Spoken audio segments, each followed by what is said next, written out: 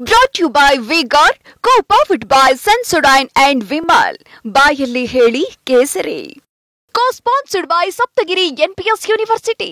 ಇನ್ನು ಮತ್ತೆ ಕೆಂಪೇಗೌಡ ಜಯಂತಿಯ ವಿಚಾರಕ್ಕೆ ಸಂಬಂಧಪಟ್ಟಂಗೆ ಮಾತಾಡೋದಾದರೆ ಇದೇ ವೇದಿಕೆಯಲ್ಲಿ ಸಿದ್ದರಾಮಯ್ಯ ಮಾತಾಡಿದ್ದಾರೆ. ಕೆಂಪೇಗೌಡರು ನಾಡಿನ ದೊರೆಯಾಗಿ ಮಾದರಿ ಆಡಳಿತ ಮಾಡಿರುವಂತವರು.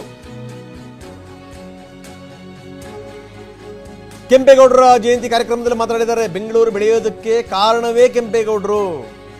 ಕೆಂಪೇಗೌಡರ ದೂರದರ್ಶಿತ್ವ ಕಾರಣ. ಎಲ್ಲ ಜನಾಂಗ ಜಾತಿಯ ಅಭಿವೃದ್ಧಿಗೆ ಅವರು ಪ್ರಯತ್ನ ಮಾಡಿದ್ರು. ನಾವು ಮಾನವರಾಗಿ ಬದುಕೋಣ, ಜಾತಿ ಧರ್ಮದ ಬದಲಾಗಿ ನಾವು ಮಾನವರಾಗಿ ಬದುಕಬೇಕು. ವೇದಿಕೆಯಲ್ಲಿ ಸಿಎಂ ಸಿದ್ದರಾಮಯ್ಯನವರು ಹೇಳಿರುವಂತ ಮಾತಿದು. ಕೆಂಪೇಗೌಡರಿಂದ ನಮ್ಮೆಲ್ಲರಿಗೂ ಸ್ಫೂರ್ತಿ ಬರಲಿ, ಪ್ರೇರಣೆಯಾಗಿ.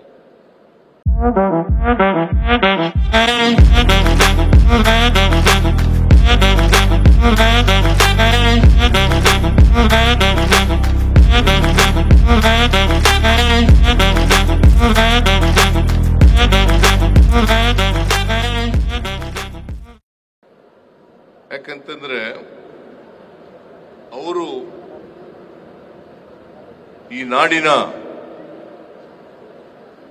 ದೊರೆಯಾಗಿ ಒಂದು ಮಾದರಿ ಆಡಳಿತವನ್ನು ಕೊಟ್ಟಿದ್ದರು. ಮಾದರಿ ಆಡಳಿತ ಅವರು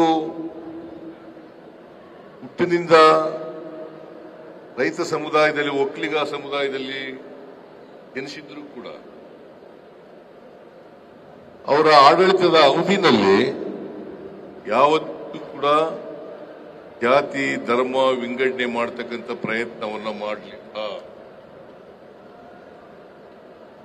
ಎಲ್ಲ ಜನಾಂಗದವರು, ಎಲ್ಲ ಜಾತಿಯವರನ್ನು ಕೂಡ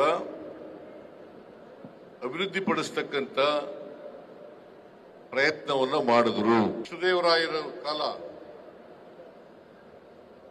ಆ ಕಾಲದಲ್ಲಿ ಬೆಂಗಳೂರು ನಗರದ, ಬೆಂಗಳೂರು ಪ್ರಾಂತ್ಯದ ಆಡಳಿತರಾಗಿದ್ದರು. ಅವರನ್ನು ನಾಡ ಪ್ರಭು ಅಂತ ಕರೀತೀವಿ. ಅದಕ್ಕೆ ಅಂಬೇಡ್ಕರ್ ಅವರು ಹೇಳಿದ್ರಲ್ಲ, ನೋಡಿ ಹೆಂಗೆ ನಮ್ಮಲ್ಲಿ ಹೆಂಗೆ ಆಗ್ಬಿಡುತ್ತೆ ಅಂತ ನೋಡಿ. ಈಗ ಮಾಡ್ತಿರುವಂಥದ್ದು ಕೆಂಪೇಗೌಡ ಜಯಂತಿ, ಕೆಂಪೇಗೌಡ ಉತ್ಸವ ಆಗ್ತಿರುವಂಥ ಸಂದರ್ಭದಲ್ಲಿ ಏನೇನಾಗಿದೆ ಅಂತ ಒಂದು ಕಡೆಗೆ ಕೆಲ ರಾಜಕಾರಣಿಗಳ ಹೆಸರನ್ನು ಬೇಕು ಅಂತ ತೆಗೆದಿರೋದು ದೇವೇಗೌಡರು ನೋ ಡೌಟ್. ಏನು ಅಂತಂತಂದರೆ ಈ ಒಕ್ಕಲಿಗರ ನಾಯಕರು, ಪ್ರಮುಖ ನಾಯಕರು, ಅದರಲ್ಲೇನು ಡೌಟೇ ಇಲ್ಲ ಅದರಲ್ಲಿ. ಕುಮಾರಸ್ವಾಮಿ ಕೇಂದ್ರದ ಮಂತ್ರಿ ಕೂಡ ಹೌದು, ಅಪ್ಪಿ ತಪ್ಪಿ ಅವ್ರ ಹೆಸರನ್ನು ಬಳಸಿಲ್ಲ. ಈಗೇನು ಅಂತಂದರೆ ಕೆಲವರು ನಿರ್ಮಲಾನಂದ ಸ್ವಾಮಿಗಳ ಹತ್ರ ಹೋಗಿ ಯಾವುದೇ ಕಾರಣಕ್ಕೂ ನೋಡಿ ಹಿಂಗೆಲ್ಲ ಆಗಿದೆ, ನೀವು ಕಾರ್ಯಕ್ರಮದಲ್ಲೇ ಪಾಲ್ಗೊಳ್ಳಬೇಡಿ ಅಂತ ಹೇಳಿದ್ರಂತೆ. ಅಲ್ಲಿ ತನಕ ತಂದು ನಿಲ್ಲಿಸಿದ್ದಾರೆ.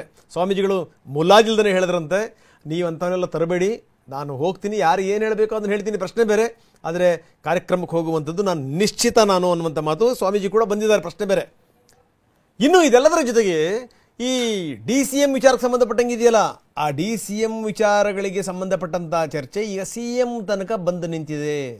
ಇದೆಲ್ಲ ಆದಮೇಲೆ ವೇದಿಕೆ ಮೇಲೇ ನೇರವಾಗಿ ಸಿದ್ದರಾಮಯ್ಯನವರು ಹೇಳಿದ್ದಾರೆ, ಯಾವುದೇ ಕಾರಣಕ್ಕೂ DCM ಹುದ್ದೆ ಬಗ್ಗೆ ಬಹಿರಂಗ ಹೇಳಿಕೆ ಕೊಡಬಾರದು ಅನ್ನುವಂಥ ತಾಕೀತನ್ನು ಮಾಡಿದ್ದಾರೆ ಸಚಿವರಿಗೆ. ವಿಶೇಷವಾಗಿ ರಾಜಣ್ಣಂಗೂ ಕೂಡ ಫೋನ್ ಮಾಡಿ ಹೇಳಿದಾರಂತೆ, ಯಾವುದೇ ಕಾರಣಕ್ಕೂ ಕೂಡ ನೀವು DCM ಹುದ್ದೆ ಬಗ್ಗೆ ಹೇಳಿಕೆ ಕೊಡಬೇಡಿ ಅಂತ.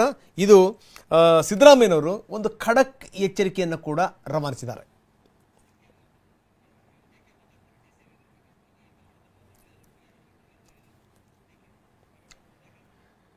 ಇನ್ನು ಒಂದು ಕಡೆಗೆ ಸಿದ್ದರಾಮಯ್ಯನವರು ಖಡಕ್ ವಾರ್ನಿಂಗ್ ಕೊಟ್ಟಿದ್ದಾರೆ, ಎಚ್ಚರಿಕೆ ಕೊಟ್ಟಿದ್ದಾರೆ, ಯಾವುದೇ ಕಾರಣಕ್ಕೂ ಕೂಡ DCM ವಿಚಾರಕ್ಕೆ ಸಂಬಂಧಪಟ್ಟಂಗೆ ಮಾತಾಡಬಾರ್ದು ಅಂತ. ಇದಕ್ಕೆ ಸಂಬಂಧಪಟ್ಟಂಗೆ ಶಿವಕುಮಾರ್ ಮಾತಾಡಿದ್ದಾರೆ. ಯಾರು ಬೇಡ ಅಂತಾರೆ, ಹೈಕಮಾಂಡ್ ಹತ್ರ ಹೋಗಲಿ, ನೀವು 1-10 ನೀವು DCM ತಗೊಂಬನ್ನಿ, ನಮಗೇನು, ಯಾಕೆ ಇದನ್ನೆಲ್ಲ ಮಾತಾಡ್ತೀರಿ, ಹೈಕಮಾಂಡ್ ತೀರ್ಮಾನ ಮಾಡುತ್ತೆ, ಹೈಕಮಾಂಡ್ ಹತ್ರನೇ ಹೋಗಿ ನೇರವಾಗಿ ಮಾತಾಡಿ ಅಂತ ಹೇಳಿದ್ದಾರೆ DK ಶಿವಕುಮಾರ್.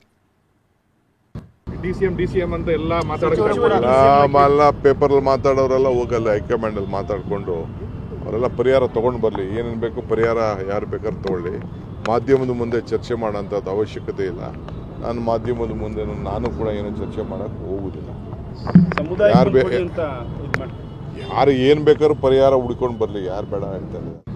ಡಿಸಿಎಂ ಅಂತ ಎಲ್ಲ ಮಾತಾಡೋದು ಎಲ್ಲ ಪೇಪರ್ ಮಾತಾಡೋರೆಲ್ಲ ಹೋಗಲ್ಲ, ಹೈಕಮಾಂಡ್ ಅಲ್ಲಿ ಮಾತಾಡ್ಕೊಂಡು ಅವರೆಲ್ಲ ಪರಿಹಾರ ತಗೊಂಡು ಬರಲಿ. ಏನೇನು ಬೇಕು ಪರಿಹಾರ ಯಾರು ಬೇಕಾದ್ರೆ ತಗೊಳ್ಳಿ. ಮಾಧ್ಯಮದ ಮುಂದೆ ಚರ್ಚೆ ಮಾಡೋಂಥದ್ದು ಅವಶ್ಯಕತೆ ಇಲ್ಲ. ನಾನು ಮಾಧ್ಯಮದ ಮುಂದೆ ನಾನು ಕೂಡ ಏನು ಚರ್ಚೆ ಮಾಡಕ್ಕೆ ಹೋಗುದಿಲ್ಲ. ಯಾರು ಏನ್ ಬೇಕಾದ್ರೂ ಪರಿಹಾರ ಹುಡ್ಕೊಂಡು ಬರ್ಲಿ, ಯಾರು ಬೇಡ ಹೇಳ್ತಾರೆ. Brought to you by V-Guard, co-powered by Sensodyne and Vimal. ಬಾಯಲ್ಲಿ ಹೇಳಿ ಕೇಸರಿ. Co-sponsored by Saptagiri NPS University.